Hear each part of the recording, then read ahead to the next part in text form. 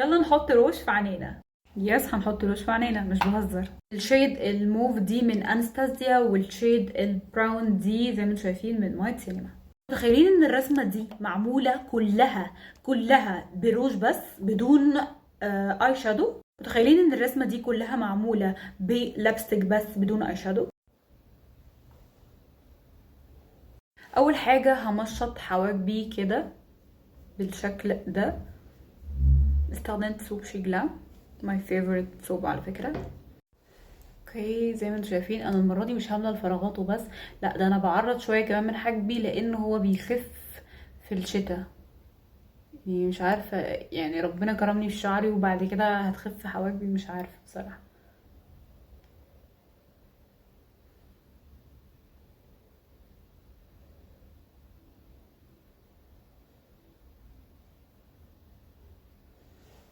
بعد كده هستخدم كونسيلر في وانشي علشان اشيل الزيادات اللي انا عملتها. هو حاجه تكاد لا تذكر اصلا. انا هعمل كده الاول عشان ايه؟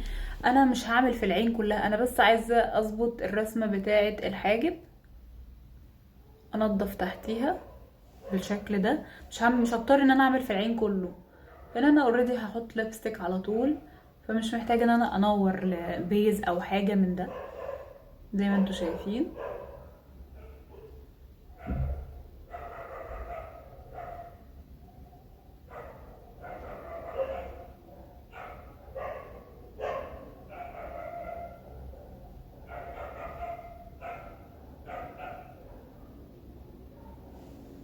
وبالبيوتي بلندر بقى هبدأ اعمل تابنج خفيفة خالص عشان اتأكد ان مفيش اي زيادات او اي حاجة تكلكع معايا.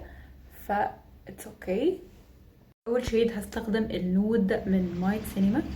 بصوا يا جماعة السمبلسيتي اللي في الموضوع كله، بصوا بالشكل ده. حرفيا اسرع اي شادو هتعملوه. بصوا انا هبدأ اعمل حاجة بسيطة كده.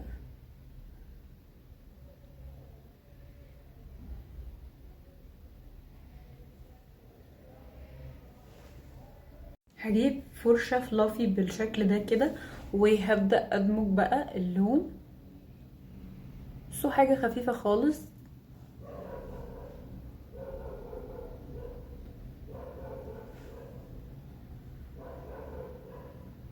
بصوا كل ما تبقى ايدينا خفيفة كل ما الدنيا هتبقى حلاوة معانا حرفيا.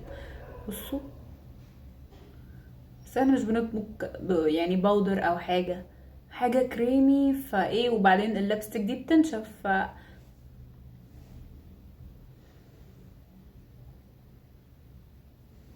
بالشكل ده كده اهو.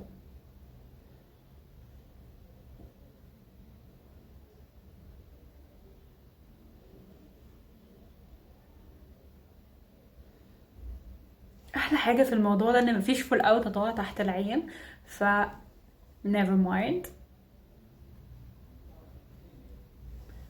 نيجي للشيد نمبر 2 من انستازيا. هاخد منها اللون ده عندي بقاله سنين حرفيا ما بستخدموش في اي حاجه.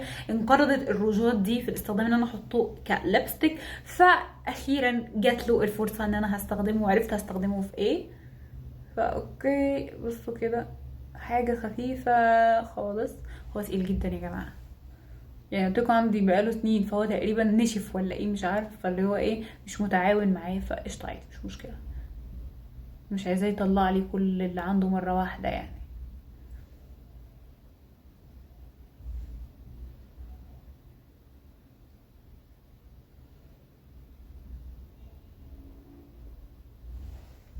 اجيب براش تكون بالشكل ده كده.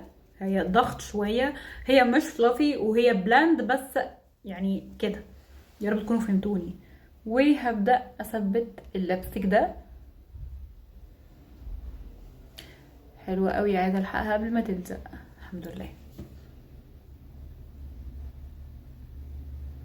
بالشكل ده بطلع لفوق.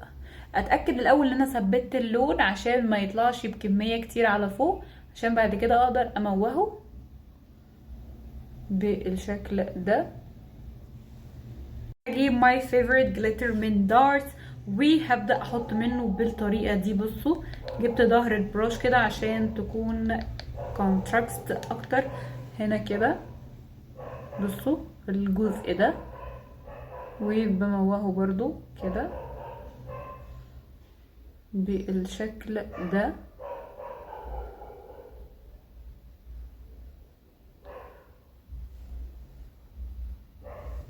هثبت باي شادو بسيط جدا، حاجه بصوا تكاد لا تذكر. انا هعمل كده اهو وكده، وهحطه هنا كده في النص ما بين الموف وما بين البني كده بالشكل ده بس.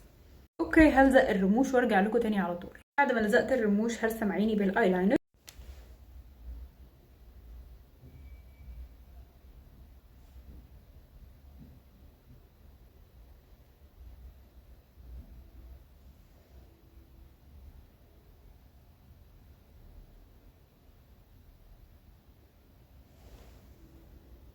هحط الشيد بني برضو هنا تاني من تحت كده بالشكل ده. بعد كده نفس الالوان بعد ما حطيتها هنا برضو هقوم برضو دمجها كده بالشكل ده. اتاكد ان البروش نظيفه كلها، وسلميلي على ثبات الميك اب. في فقرتي المفضله وهي فقره الهايلايتر. اوكي بقالي كتير ما بقتش بحط هايلايتر بصراحه في الميك اب بتاعي انا يعني، مش عارفه يعني كنت في الاول عندي حب ليه اكتر من كده. بالنسبه لللبستيك بقى هعمل ليب لاينر بالشيد دي من مايت سينما، شيد 211. اوكي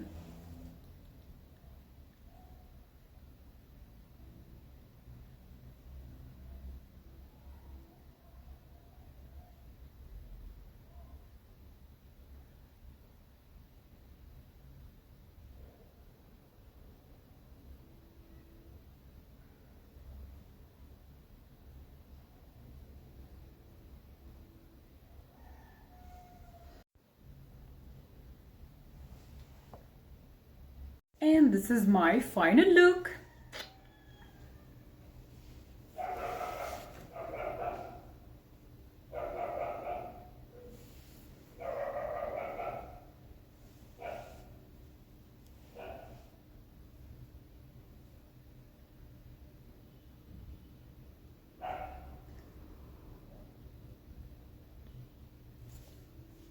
Bye.